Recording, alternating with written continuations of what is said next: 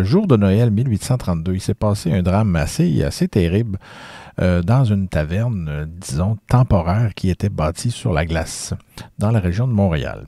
Mais pour comprendre un peu mieux la situation, il faut revenir au fait que Charles Gagnon, justement, lui, avait l'habitude d'installer sa taverne sur un chemin de glace à Laborde à Plouffe, ce qui est aujourd'hui Laval, donc sur la rivière des Prairies.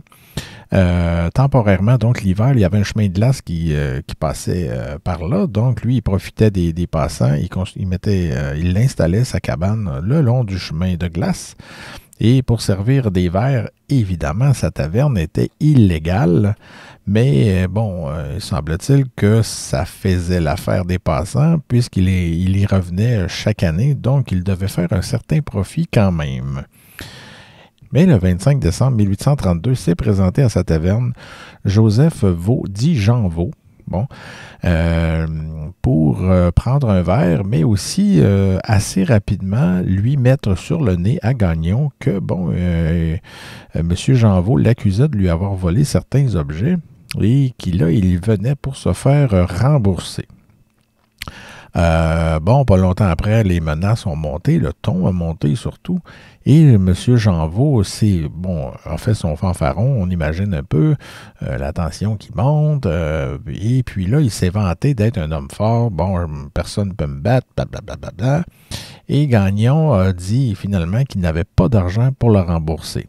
Et c'est cette réponse qui aurait mis Jean Vaux vraiment en colère. Là, il s'est mis à le menacer de mort et tout ça. Et à un certain moment, Gagnon s'est défendu, a attaqué son agresseur, si on veut, celui qui le menaçait. Et tout cela pour finir qu'il a tué M. Jean Vaux. Il a réussi à le tuer, donc lui, il a prétendu à de la légitime défense, sauf que, écoutez bien ça, la victime aurait eu l'os temporal fracturé. Donc, l'os temporal, c'est au niveau de l'oreille. La mâchoire inférieure fracturée à plusieurs endroits. Le bras droit cassé et le gauche mutilé. Ces deux jambes ont également été brisées. Ça, c'est selon un article paru dans le journal La Minerve à l'époque. Donc, en présence de tous ces coups, évidemment, je pense qu'on peut que c'est suffisant pour remettre en question la légitime défense. Parce que de la légitime défense, normalement, ça peut se traduire en une seule réplique parce que on se défend et on réagit plutôt qu'on agit. Donc, c'est rare qu'on va avoir plusieurs coups et tout ça. Donc là, ça ressemble plus à un pétage de plomb que, ce que disent les Américains dans le CCM-3, par exemple, c'est de la overkill, de la surpuissance. Donc, il a frappé un petit peu trop, mettons. Ce qu'on apprend aussi, c'est que vers 18 h, des amis de M. Jean Vaux sont venus le chercher parce que, il n'est pas mort sur le coup, malgré le nombre de ces blessures-là. Mais il a fini par s'éteindre, vers 21 h le soir. De son côté, Charles Gagnon a été reconnu coupable, il a subi son procès. Il a été reconnu coupable et condamné à être pendu. La sentence a d'ailleurs été fixée au 29 mars 1833. Et il a été pendu sur un échafaud, ça vaut la peine de le mentionner parce qu'il y a une petite particularité dans cette pendaison-là. Il a été condamné sur un échafaud érigé à l'arrière de la prison située sur la rue Notre-Dame, près de la plage Jacques-Cartier de Montréal. Donc, ceux qui habitent le coin pourront certainement mieux se situer que moi. Ceci de particulier, comme je le disais, c'est que le cadavre du supplicié, donc supplicié, c'est celui qui a été pendu, aurait ensuite été disséqué au collège McGill. Des membres de la famille Gagnon, cependant, sont parvenus à voler le cadavre. Donc, ils voulaient absolument récupérer le cadavre du membre de leur famille. Parce que, les condamnés à cette époque-là, quand on était condamné, on perdait tout droit. On existait, en théorie, on n'existait plus, donc on n'avait plus d'identité, rien de ça. Alors, on disparaissait quelque part de la société, et même de façon physique, là, parce qu'on le tuait carrément. Mais Ce qui est étonnant dans ça, c'est que la famille aurait réussi à voler le cadavre, mais le curé de leur village les a dénoncés. Et finalement, ben, le corps est retourné à l'université McGill.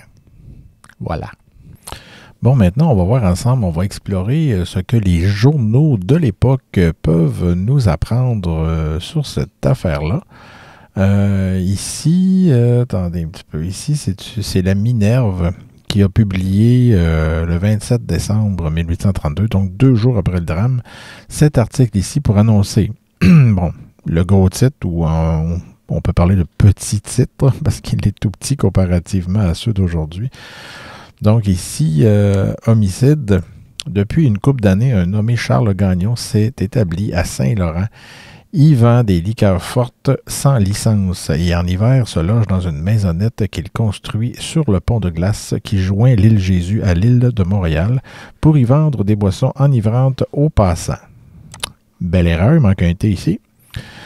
Mais c'est bon. Je ne m'arrêterai pas à chaque erreur parce que si vous êtes un peu chercheur comme moi, vous aurez remarqué que les journaux, c'est fréquent, les erreurs, surtout quand on monte de plus en plus dans le temps. Bref, mardi dernier, jour de Noël, Joseph Viault, alias Janvaux, donc encore une autre variante du nom, au lieu d'être Vaux, ici c'est Viault, journalier de la paroisse Précité, entre chez Gagnon vers les 4 heures de l'après-midi et le trouve seul. Sa femme, entre parenthèses, avec son enfant, était absente.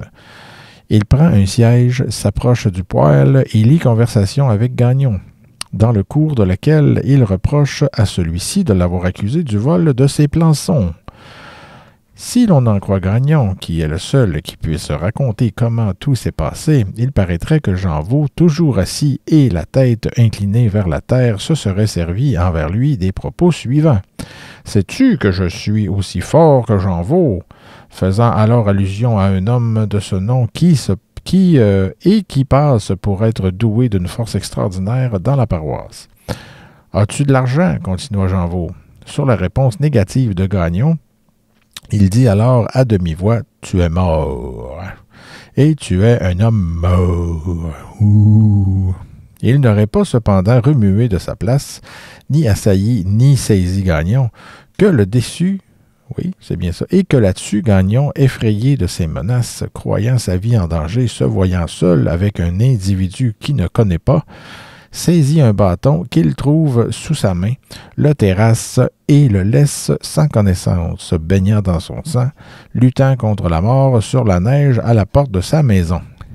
Hein? C'est peu dire, ça c'est de l'action, ça. John Wick peut aller se rhabiller.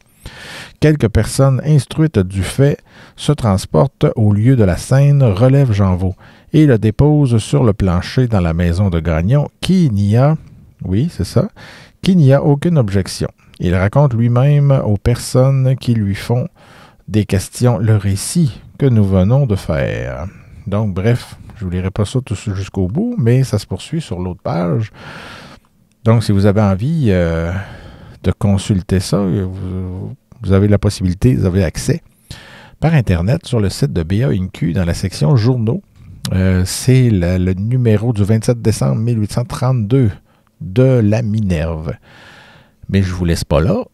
On va aller voir un autre article, cette fois-ci, qui a été publié quelques jours avant la pendaison de Gagnon.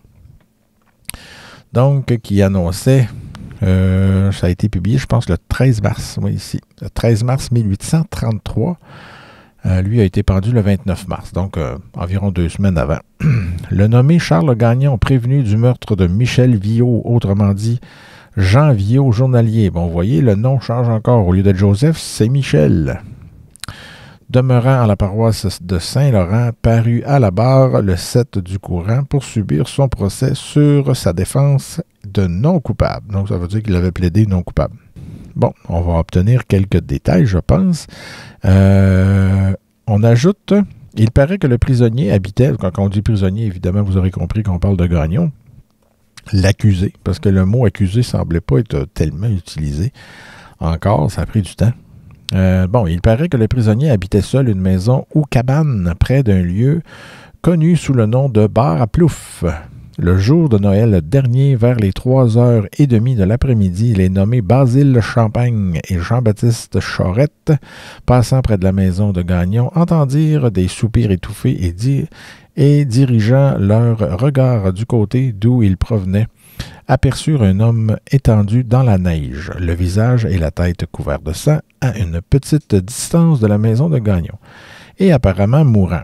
S'étant arrêté pour examiner cet homme, Gagnon sortit de sa maison, les mains dans ses poches, et Charette, je rapportais à dire Charette, mais bon, lui ayant dit « Voilà un homme qui est mort », Gagnon répondit « Non, il n'est pas encore mort », et ajouta que c'était lui qui lui avait donné des coups de bâton. Donc, voyez-vous, là, ce qu'on parlait tantôt de légitime défense, là, je pense que je commence à avoir encore de plus en plus de doutes.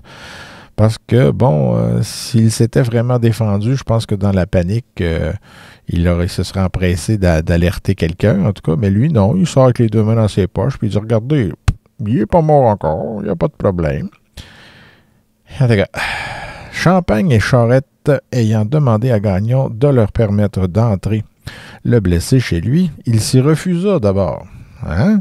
Disant qu'il en avait peur, mais il y consentit à la fin, donc il a fini par accepter.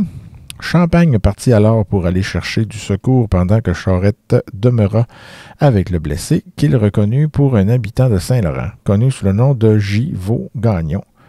Givot, excusez-moi, j'arrête là au point. Gagnon raconta alors à Charette que Givot était venu chez lui dans un état d'ivresse et qu'il s'était assis vis-à-vis du poêle et lui avait demandé si c'était lui qui avait dit qu'il lui avait volé des plançons. Désolé, mais c'est un français pas tout à fait comme aujourd'hui, hein, fait qu'on accroche à certains endroits.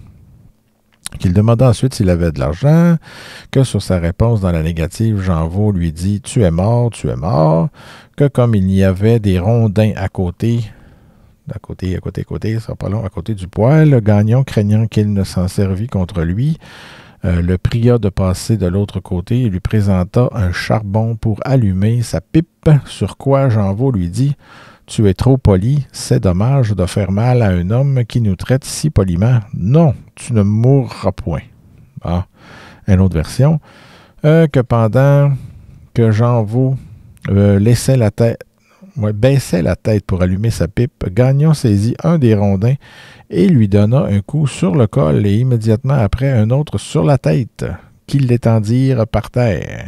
Ben voilà, donc on apprend un petit peu plus sur l'arme du crime. Donc il a pris un rondin pour frapper M. Jeanvaux alors qu'il allumait sa pipe. Fait qu'il avait la tête penchée, paf! Ah ouais, ça noie.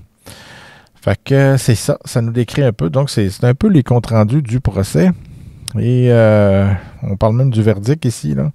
Après que le verdict du jury a été rendu, M. Moreau, avocat du prisonnier, soutenu par M. Chérier, fit motion que le procédé fût déclaré nul, vu que le jury n'avait pas été choisi conformément à Bon, on a essayé de faire casser le procès, mais je pense que ça n'a pas marché. Le lendemain, principalement sur le principe que... Alors voilà, je vais vous montrer un dernier article, cette fois-ci qui annonçait l'exécution de Gagnon. Donc, on n'a pas cherché des titres tellement loin, hein? Exécution de Gagnon. Voilà. Hier à 10h15, bon, on va s'entendre pour 10h15, le nommé Charles Gagnon a subi sa sentence avec une indifférence ou une résignation singulière. Hein? Sa conduite, depuis son procès, a toujours été la même et il a manifesté, les derniers jours qui ont précédé son exécution, un sentiment profond d'insouciance sur sa déplorable situation. On ne lui a jamais vu verser une larme et ses adieux à sa femme n'ont rien eu de touchant. Il ne montra pas alors la plus légère émotion. Après avoir déjeuné comme de coutume, il se mit en prière avec beaucoup de recueillement et ne cessa de prier qu'au moment où on le revêtit des habits blancs que portent les meurtriers en pareilles occasions. Voyez-vous, là, on en apprend que les condamnés à cette époque-là, on les habillait en blanc. Et on en apprend aussi que M. Gagnon, il n'avait pas de l'air nerveux. Ce fut alors qu'il s'informa si ses hardes seraient remises à sa femme. Il désigna même un ami à qui le geôlier les pourrait livrer, pourrait lui donner, on s'entend. Il remercia le shérif des bontés et des attentions qu'il avait eues pour lui et le supplia de ne pas négliger les souscriptions qu'il avait fait préparer pour sa famille qui se trouve dans la plus grande détresse. Donc, on en comprend qu'ils n'étaient pas riches.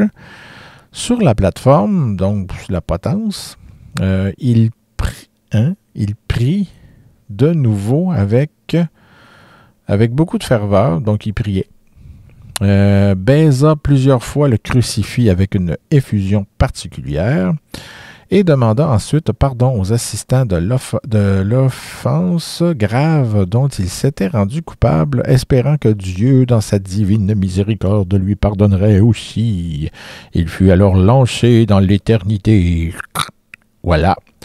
Messire Denis, autrefois vicaire de Belleuil, maintenant agrégé au séminaire de Saint-Sulpice, l'exhortait dans ses derniers moments. La foule était immense et parut vivement affectée. Il y avait un très grand nombre d'habitants de Saint-Laurent et de la Barre-à-Plouffe, où le nommé Gagnon résidait.